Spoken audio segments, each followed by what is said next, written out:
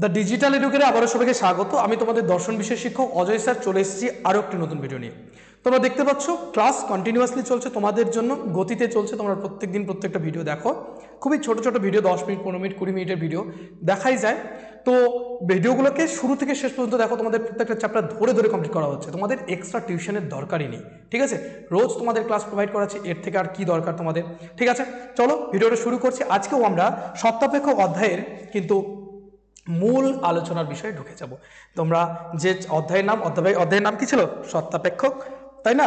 সেই সত্তাপেক্ষক বচন আজকে শুরু করব। সত্তাপেক্ষক বচনটা কি? তাহলে যে যৌগিক বচনের অঙ্গ বচনগুলির সত্যমূল্য জানা থাকলে সমগ্র যৌগিক বচনটির সত্যমূল্য সুনির্দিষ্টভাবে নির্ধারণ করা যায়, সেই যৌগিক বচনকে বলা হয় কি বলতো? সত্তাপেক্ষক বচন। ঠিক আছে, তাহলে সত্তাপেক্ষক বচন কাকে বলে? তোমাদের এসিকিউ প্রশ্ন আসতে পারে। সত্তাপেক্ষক বচন হচ্ছে এক প্রকার যৌগিক বচন। সবার আগে বুঝবে যে সত্তাপেক্ষক বচন হচ্ছে এক প্রকার যৌগিক বচন, যে কি করে? সত্তাপেক্ষক, সত্য আর অপেক্ষক। সত্তাপেক্ষক কথাটা হচ্ছে কি, আমরা কি জেনেছি? সত্য যোগ অপেক্ষক। তাহলে যে যৌগিক বচনে কি হচ্ছে, অঙ্গ বচনগুলো যে রয়েছে, সেই অঙ্গ বচনগুলোর যে সত্যমূল্য, তাদের উপর নির্ভর করে গোটা বচনটা সত্যমূল্য নির্ণয় করা হয়, বা ওই অঙ্গ বচনগুলোর সত্যমূল্যের উপর নির্ভর করে পুরো বচনটার সত্যমূল্য, তাকেই বলা হয় সত্তাপেক্ষক বচন। কাকে কি বলা হয়? সত্তাপেক্ষক বচন। আমরা জানি সত্তাপেক্ষক বচন হচ্ছে এক প্রকার কি বচন বলো তো? যৌগিক বচন। যৌগিক বচনে আমরা জেনেছি যে তার যে অঙ্গ বচনগুলো রয়েছে তাদের সত্য মিথ্যার উপরে নির্ভর করে গোটা বচনটা সত্য মিথ্যা। সত্তাপেক্ষক বচন হলো এক ধরনের যৌগিক বচন। ঠিক, এটা তোমাদের প্রশ্ন আসতে পারে। বলছে যার সত্যতা বা মিথ্যাত্ব কেবলমাত্র তার সরল উপাদান বচনের সত্যতা বা মিথ্যাত্ব ছাড়া অন্য কোনো কিছুর উপর নির্ভর করে না। তাহলে এই যে যৌগিক বচনের যে সত্যতা বা মিথ্যাত্ব কি করে না, শুধুমাত্র যে তার যে অঙ্গ বচনগুলো আছে তাদের উপরে নির্ভর করে, অন্য কোনো কিছুর উপর নির্ভর করে না। অন্য কোনো কিছুর উপরে কি করবে না? নির্ভর করবে না। এই জিনিসটাকে কি করে আরো ভালো জানবো? দেখো, উদাহরণের মাধ্যমে দেখে নাও, আরো খুব সুন্দর সহজ মনে হবে। যে শরৎচন্দ্র কবি এবং সাহিত্যিক। শরৎচন্দ্র কবি এবং কি সাহিত্যিক। তাহলে এই যৌগিক বচনটার অংশ কয়টি? দুটি আছে অঙ্গ। কয়টা? দুটি অংশ আছে। তাহলে একটা হচ্ছে শরৎচন্দ্র কবি, আরেকটি শরৎচন্দ্র হচ্ছে সাহিত্যিক। এতে দুটো অংশ, একটা হচ্ছে শরৎচন্দ্র কবি, আরেকটা শরৎচন্দ্র হচ্ছে সাহিত্যিক। তাহলে এই যে যৌগিক বচনটা, এখানে দুইটা অংশ আছে। এবার এখন এই যৌগিক বচনটি দুটি অঙ্গই যদি সত্য হয়, তাহলে সমগ্র যৌগিক বচনটা কি হবে? সত্য হবে। ধরো শরৎচন্দ্র কবি, তার সঙ্গে সাহিত্যিক, তাহলে গোটা বচনটাকে আমি কি বলতে হবে? সত্য বলতে হবে। কিন্তু যদি জানা থাকে যে শরৎচন্দ্র কবি নন, যদি আমি জানি শরৎচন্দ্র কবি নন, তাহলে যৌগিক বচনটি মিথ্যা হয়ে যাবে। এটা ধরো মিথ্যা, তাহলে কি আমি বলতে পারবো শরৎচন্দ্র কবি এবং সাহিত্যিক? তাহলে কিন্তু আমি বলতে পারবো না। তাহলে এটা কিন্তু গোটা বচনটা কী হয়ে যাবে? মিথ্যা হয়ে যাবে। কারণ এই শরৎচন্দ্র কবি, এটা আমি জানি কবি নন। তাহলে দেখো শরৎচন্দ্র কবি নন, তাহলে যৌগিক বচনটা কী হয়ে যাচ্ছে? মিথ্যা হয়ে যাবে। এক্ষেত্রে অঙ্গবচন দুটির সত্যমূল্যের উপর সমগ্র যৌগিক বচনটির সত্যমূল্য নির্ভর করছে বলে এটিকে সত্যাপেক্ষক বচন বলা হয়। এই যে বচনটা, এটাকে কি বলা হয়? সত্যাপেক্ষক বচন বলা হচ্ছে। কারণ কি, এর গোটাটার এর যে অঙ্গবচনগুলো আছে, এই অঙ্গবচনগুলো সত্যমূল্যের উপর দাঁড়িয়ে থাকছে কি?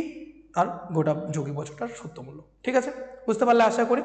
দেখো, অর্থাৎ যে যৌগিক বচনের সামগ্রিক সত্যমূল্য তার অঙ্গবচনগুলির সত্যমূল্যের অপেক্ষায় থাকে, সেই যৌগিক বচনকে বলা হয় সত্যাপেক্ষক বচন। এই সংজ্ঞাটাও তোমরা লিখে দিতে পারো, যে কোনো একটা সংজ্ঞা। তোমরা উপরের সংজ্ঞাটা লিখতে পারো, এটাও লিখতে পারো, যেটা তোমাদের কাছে সহজ হবে। তোমরা যেটাই লিখবে নাম্বার তোমরা পাবে, একটা নাম্বার থাকবে। এসে কিউ কিন্তু তোমাদের হিউজ 2 নাম্বার 3 নাম্বার থাকবে না। তাই তোমরা একদম পুরো প্যারাগ্রাফ লিখে দেওয়ার কোনো মানে নেই, যে কোনো জায়গাটা লিখে দিলে হবে। যে যৌগিক বচনে কী করে? সামগ্রিক সত্যমূল্য, গোটাটার সত্যমূল্য তার কী করে? অঙ্গবচনগুলো, ছোটো ছোটো অঙ্গবচনগুলোর সত্যমূল্যের অপেক্ষায় থাকে। ওই ছোট ছোট অঙ্গবচনগুলোর সত্যমূল্যের উপর নির্ভর করে গোটা সামগ্রিক বচনটা, সেই যৌগিক বচনকে বলা হয় কি বলতো? সত্যাপেক্ষক বচন। প্রতীকী বা সাংকেতিক যুক্তিবিজ্ঞানে যেসব যৌগিক বচনের আলোচনা করা হয়, সেগুলি প্রত্যেকটি হচ্ছে সত্যাপেক্ষক বচন। যৌগিক বচন, আবার এখানে একটা গুরুত্বপূর্ণ কথা মনে রাখবে, যে যৌগিক বচন মাত্রই কিন্তু সত্যাপেক্ষক বচন নয়, কিন্তু সত্যাপেক্ষক বচন মাত্রই কিন্তু হচ্ছে যৌগিক বচন। এটা কিন্তু তোমাদের মাথায় রাখতে হবে, যে যৌগিক বচন মাত্রই সত্যাপেক্ষক বচন নয়। সকল সত্যাপেক্ষক বচন যৌগিক বচন, কিন্তু সকল যৌগিক বচন কিন্তু সত্যাপেক্ষক বচন নয়। ঠিক আছে, দেখো এরপরে আমরা জানবো, এটা গেল সত্যাপেক্ষক বচন। তাহলে এবার জানবো কোনগুলো অসত্যাপেক্ষক, কোনগুলো সত্যাপেক্ষক নয়। আমরা জানলাম সত্যাপেক্ষক মানে হচ্ছে যেগুলো কি হচ্ছে, তাদের যে অঙ্গবচনগুলো, তার অঙ্গবচনগুলো সত্যমূল্যের উপর নির্ভর করে থাকছে গোটা বচনটার সত্যমূল্য। ঠিক আছে, চলো দেখো কি বলছে। যা সত্যাপেক্ষক নয় তাই হলো কি? অসত্যাপেক্ষক। যেটা সত্যাপেক্ষক নয় সেটাই অসত্যাপেক্ষক। মানে সত্যাপেক্ষক বচনের বিরুদ্ধে হচ্ছে অসত্যাপেক্ষক, তাই না?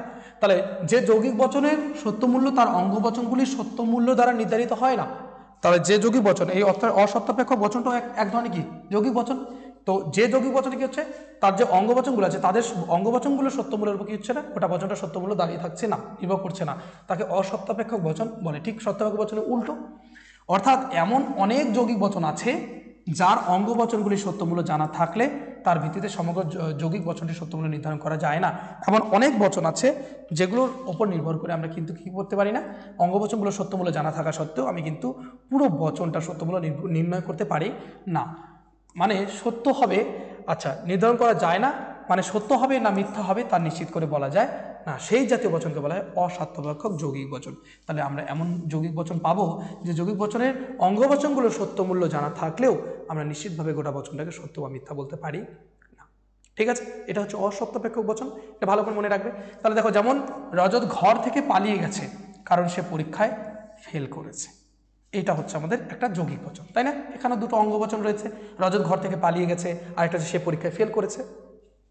ধরা যাক এই যৌগিক বচনটির দুটি অঙ্গবচনই সত্য, মনে করো এটাও সত্য এটাও সত্য, কিন্তু তার সত্ত্বেও বচনটির সত্যমূল্য নির্ণয় করা যায় না, কিন্তু তারপরেও আমরা নির্ণয় করতে পারবো না। কারণ কি?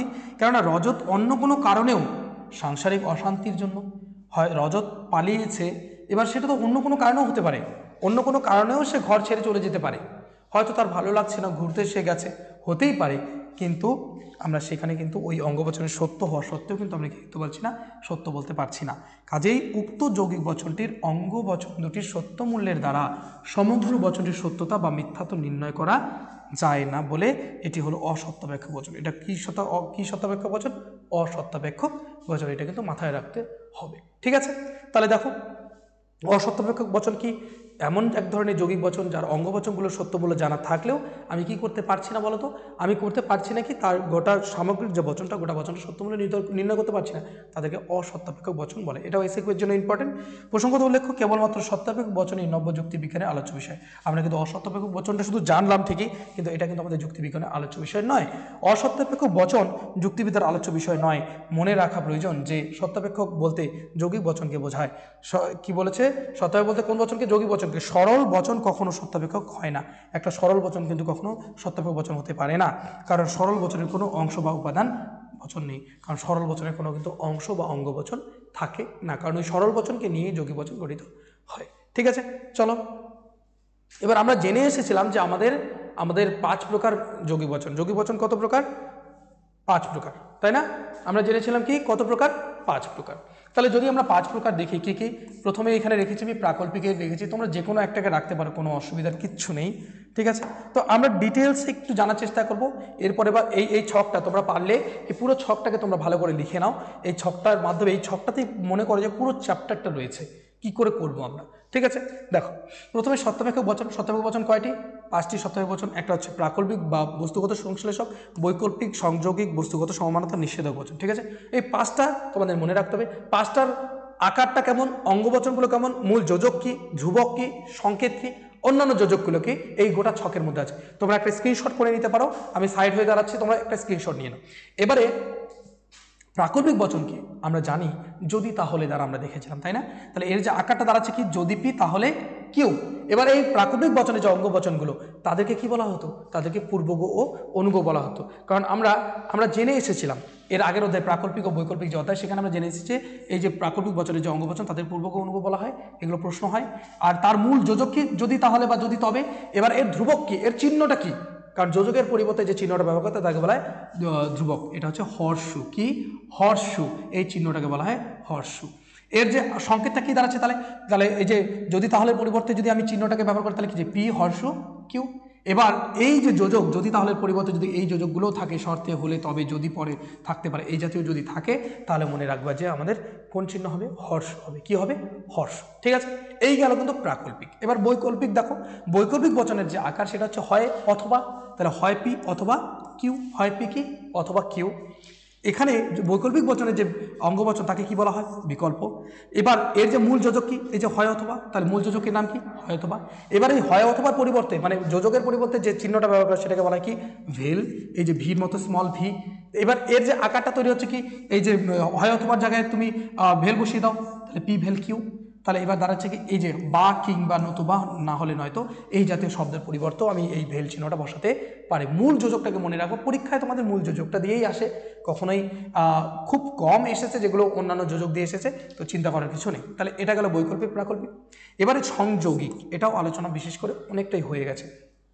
সংযোগিক বচন যেটার আকার কি পি এবং কিউ, তাহলে এবং যুক্ত তার মানে হচ্ছে সংযোগী। তাহলে এবার এর যে অঙ্গবচনগুলোকে কি বলা হয়? সংযোগী। তোমাদের মনে আসবে সংযোগিক বচনের অঙ্গবচনগুলোর নাম কি? সংযোগী। এর যে মূল যোজক সেটা কি? এবং। তোমরা যখন এবং চিহ্ন দেখবে তখনই সঙ্গে সঙ্গে মনে রাখবে এটা হচ্ছে সংযোগিক বচন। তারপরে এর পরিবর্তে যে ধ্রুবকটা ব্যবহার করা সেটা কি? ডট। কি? ডট। ঠিক আছে, এবার এর আকারটা কি দাঁড়াচ্ছে যখন আমি এবং এর পরিবর্তে ডট বসাবো? P dot Q. ও কিন্তু আর আবার তবু এর পরিবর্তেও কিন্তু আমি কি করতে পারি?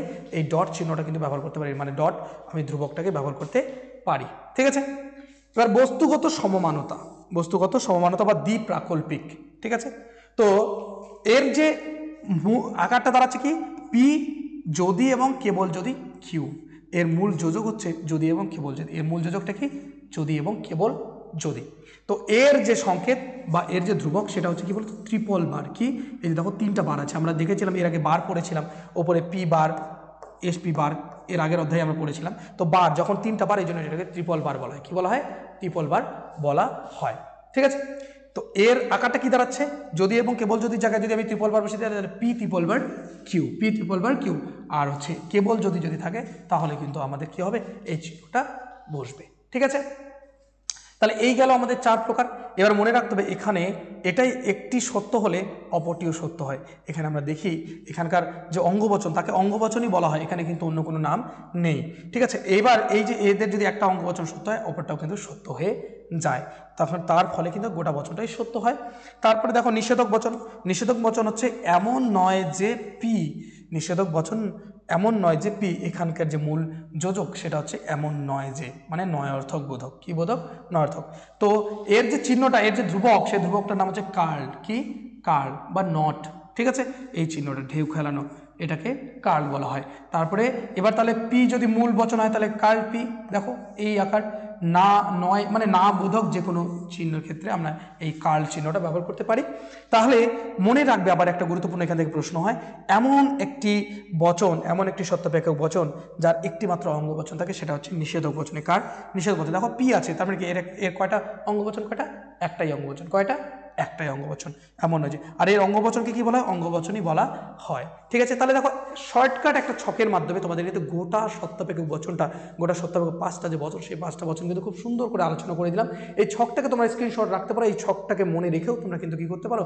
পুরো অধ্যায়টাকে রিভিশন করা যেতে পারে।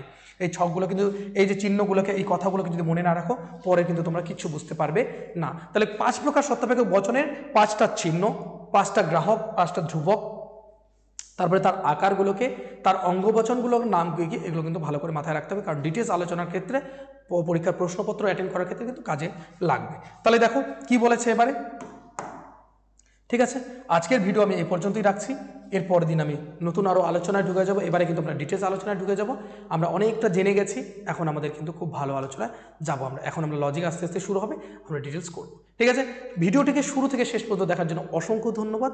তোমরা দেখতে পাচ্ছ আমি ডিটেলস আলোচনা করছি, কারণ আমার পড়ানোর ধরনই এটা। আমি ডিটেলস না পড়ালে আমি বোঝাতে পারি না, আমার নিজেরই ভালো লাগে না। ওইভাবে নোট গেলানো মাস্টার আমি নই, নোট গেলাতে আমি পারবো না। ঠিক আছে, শুরু থেকে শেষ পর্যন্ত দেখার জন্য অসংখ্য ধন্যবাদ। দেখা হচ্ছে নতুন আরেকটি ভিডিওতে। ততক্ষণ পর্যন্ত সবাই ভালো থাকবে, সুস্থ থাকবে। Thank you so much.